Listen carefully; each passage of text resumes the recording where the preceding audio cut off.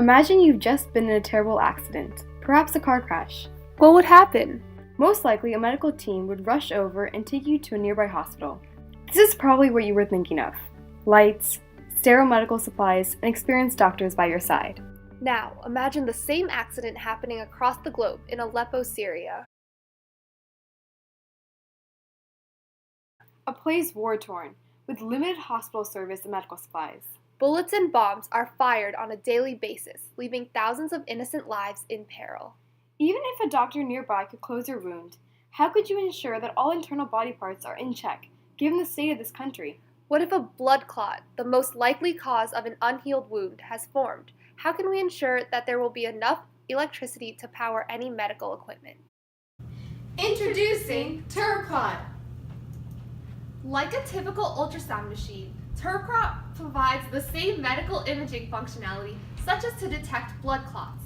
However, part of what makes Turbclot unique is its portability. Through a USB port, data collected from the ultrasound sensor will be displayed onto a connected tablet. Additionally, to address areas lacking electricity, Turbclot uses the power of only the human breath for energy. This essentially free source of energy still allows Turbclot to provide the same functionality of an ultrasound machine to areas of turmoil. Here's what we predict Turbclot will look like in a CAD drawing. First, the tablet will use the data output from the ultrasound sensor to produce an image. And what both of these tablet and the ultrasound will use is actually a mask which we place on the doctor's mouth. And in this mask are thousands of microturbines which spin when the doctor's breath are placed on them, and this outputs enough electricity for both the tablet and the ultrasound to function properly. And this is our final production and assembly of Turbclot. And as you can see here is the tablet and here is the ultrasound. And both of these two sources use electricity from the mask, which have the microturbines in them. So stepping out of the design phase into the production phase, our first step towards Turbclot's production would be to seek out government research grants. After this, we would then go out and focus on the development and research towards the microturbines that will be used to generate the power for the entire function of Turbclot. Now into deployment.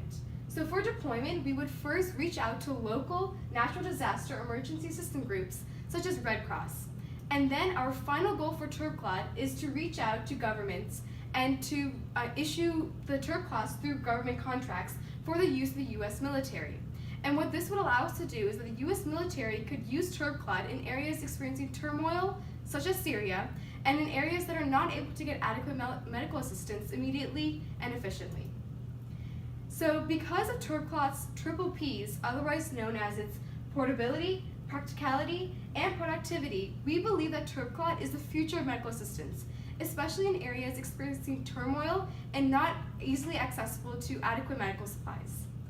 Our hope for the future of Turbclot is that all war-torn countries can readily access this new modern piece of technology. Not only would it save countless lives, but also do so efficiently and proficiently.